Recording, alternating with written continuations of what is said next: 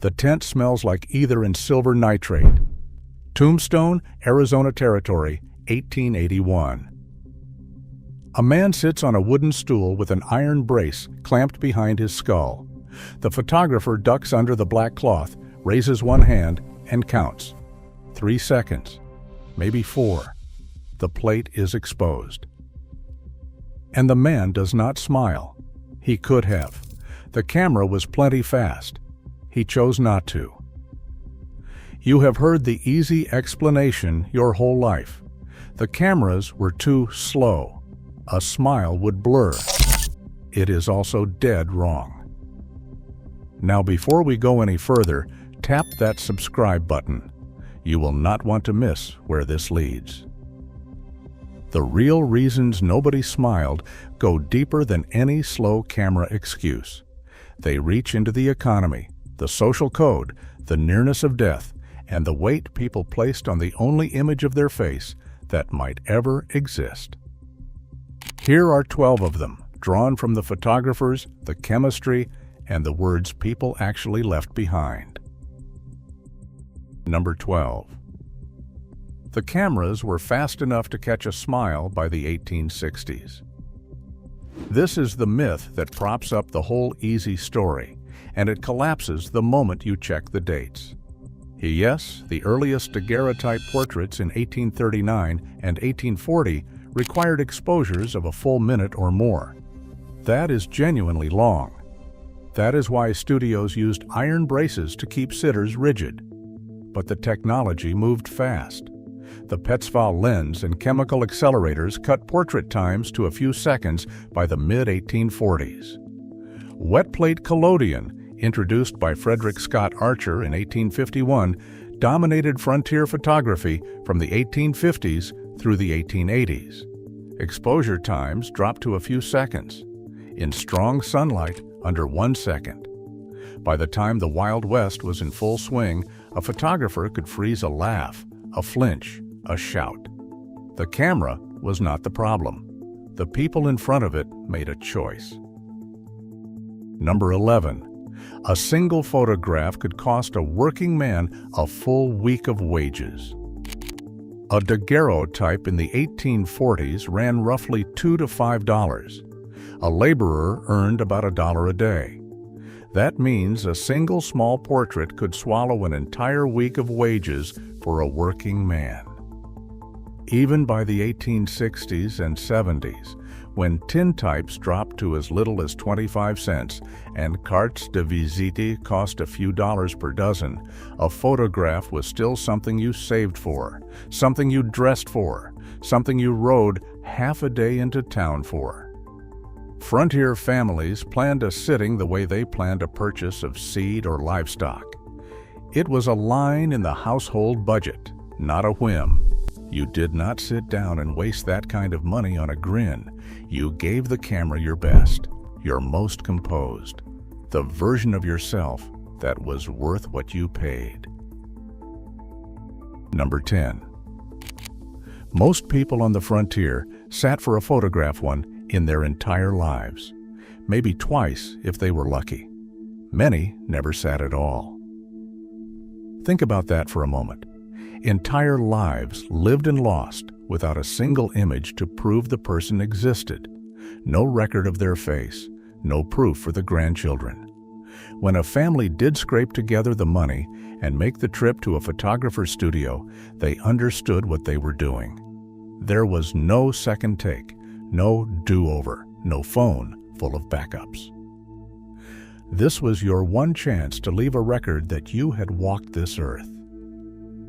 Your grandchildren might hold this image someday. Their grandchildren after that. 100 years from now, someone might look at your face and wonder who you were. The weight of that understood itself. You did not need anyone to tell you to be serious. You already knew. Number 9. Studios bolted iron clamps to the floor to hold your head still. They were called posing stands. A heavy iron base, bolted or weighted to the floor, had an adjustable rod rising behind the sitter ending in a forked brace that gripped the back of the skull and sometimes the temples.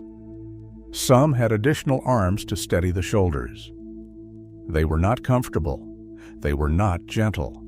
The metal was cold against the skin, and you could feel the pressure of the clamp holding your head in place while the photographer worked.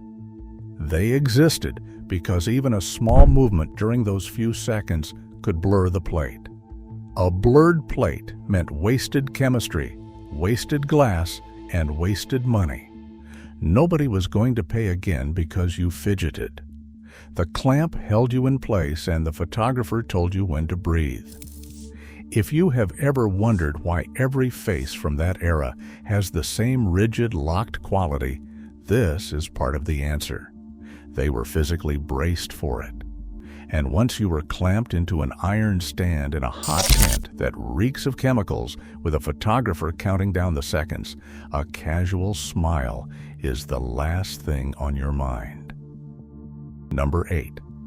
In Victorian America, a broad smile was considered a mark of the fool, the drunk, or the lowbred. This was not a frontier rule. This was the entire English-speaking world. Composure was proof of character. A man who grinned wide in public was a man who could not control himself. A woman who smiled broadly was considered unrefined, even coarse.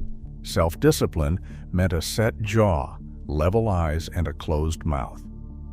If you have ever looked at a photograph of Queen Victoria, you know the expression: rigid, unyielding, controlled. That same code crossed the Atlantic and reached every corner of the American frontier. The homesteader's wife in Kansas held the same face as the banker's wife in Boston, because the rule was not about geography. It was about class, respectability, and what a serious person owed the world. The stone face in those photographs was not blankness or misery. It was dignity. It was the face a respectable person believed they were supposed to give. Number 7. Photography inherited the rules of painted portraits, which had governed likenesses for centuries. Before the camera, the only way to have your face recorded was a painted portrait, and only the wealthy could afford one. Paintings took hours or days. The sitter held a composed, serious expression because that was what a portrait meant. It was not a snapshot of a moment. It was a statement about who you were. It recorded your character, not your mood. When the camera arrived in the 1830s and 40s, it stepped straight into those expectations. The painted backdrop, the Roman column and velvet drape, the careful arrangement of hands on a book or a chair arm, all of it carried over from the painter's studio. Photographers even advertised themselves in the language of painting. They called their work likenesses and portraits, not pictures. They understood that their customers expected the same gravity from a camera that their grandparents had expected from a brush. The photograph was not a new tradition. It was an old one made faster and cheaper, and the rules, especially the rule about composure, came with it.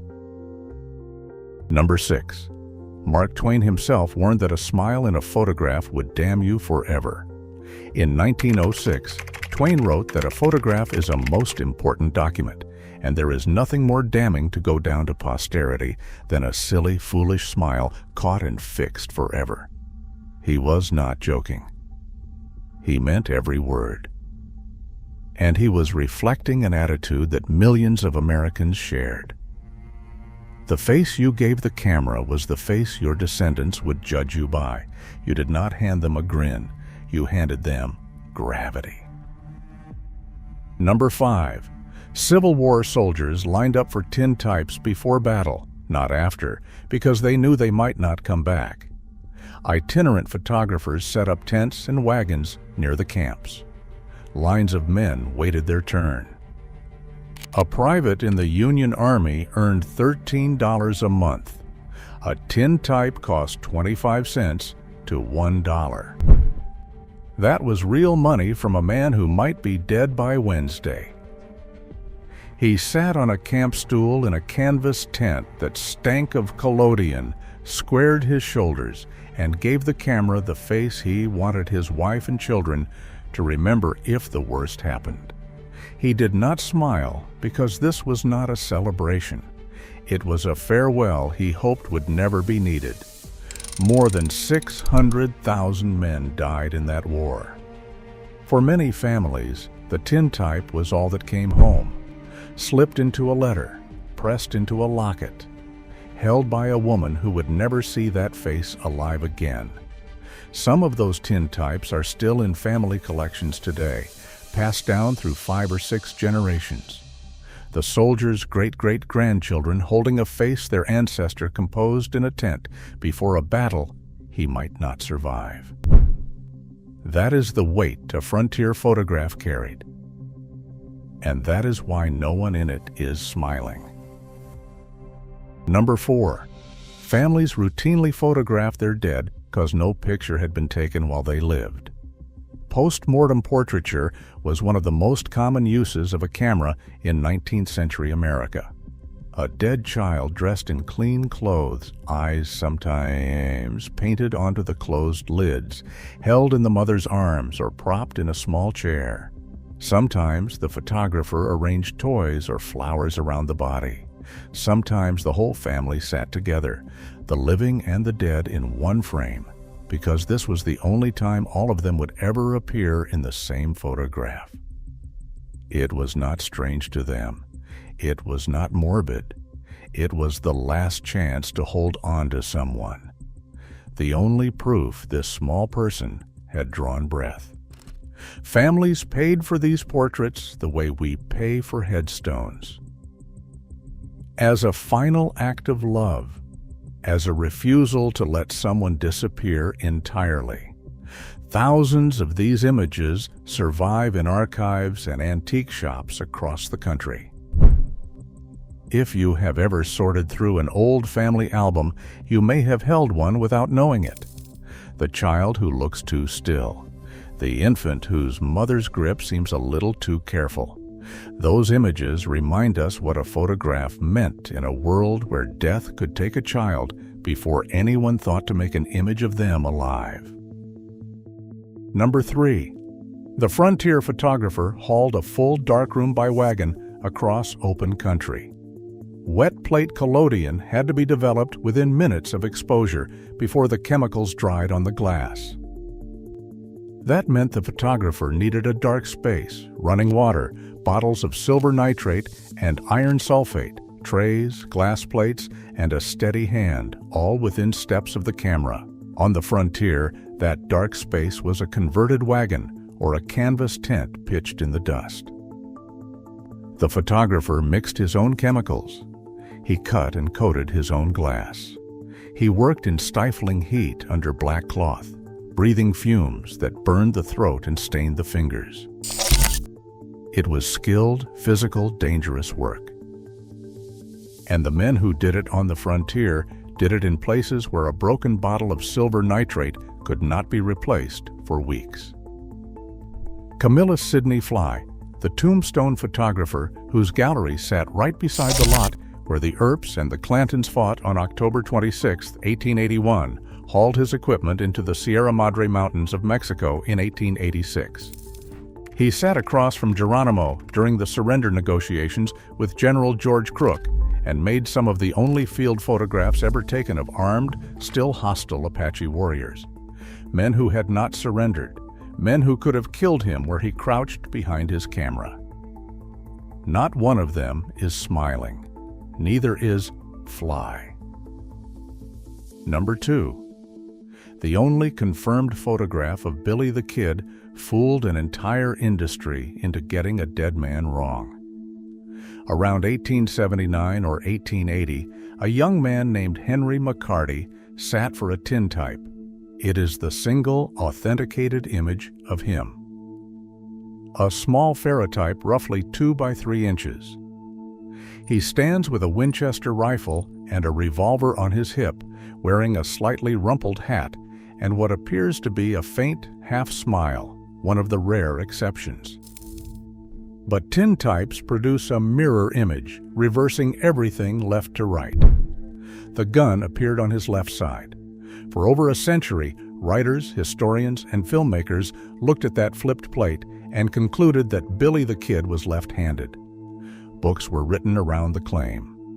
In 1958, Paul Newman starred in The Left-Handed Gun, a film built entirely on that mistake. The legend of the sinister southpaw outlaw grew from a quirk of the photographer's chemistry, not from a single verified fact about how McCarty actually handled a weapon. Nobody checked. Nobody looked past the image. That tiny reversed plate sold at auction in Denver in June of 2011 for $2.3 million. $2.3 million for an image that fooled everyone who looked at it. If one small tintype can rewrite a man's reputation for 100 years, imagine what the thousands of misread, unsmiling faces have done to our understanding of an entire era. Number 1. Hollywood got it wrong from both directions, and the internet finished the job. The sanitized Western gave us grinning cowboys in spotless white hats, scrubbed of every trace of the real frontier. Actors with perfect teeth, pressed shirts, and clean boots rode through towns that looked like they had been swept that morning. The revisionist Western swung the other direction and gave us stone-faced killers in black dusters as if the grim expression meant menace or cruelty. Both missed the point entirely. The real faces were not empty and not threatening. They were deliberate, purposeful, chosen. The long exposure myth spread because it was simple and sounded like science. Pop historians repeated it without checking. Television specials recycled it. Museum placards printed it. The internet cemented it into fact. But it was never fact.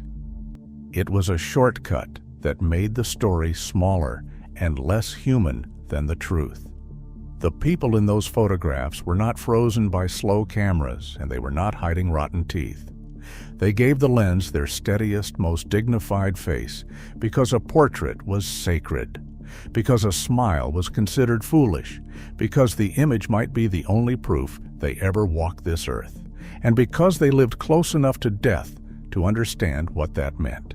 They were tougher than we give them credit for, and more deliberate than the legend ever allowed.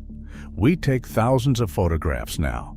The average American has more than 2,000 images on their phone. They cost nothing, and they vanish into clouds and folders nobody ever opens. We smile in every one because the image means almost nothing anymore. There was a time when a photograph was the most permanent thing a person could leave behind. More lasting than a house, more lasting than a name carved in wood. The people who understood that did not waste it. The next time you see one of those old faces staring back at you from an antique shop or a family album, do not feel sorry for them. They were not miserable. They were handing you something, the most serious, most deliberate version of themselves they could hold for 3 seconds in a canvas tent that smelled like ether and silver. That face was their gift to you, and it deserved better than the lie that they simply could not help it. If you want the truth behind another story the movies got wrong, the next one is waiting for you right now.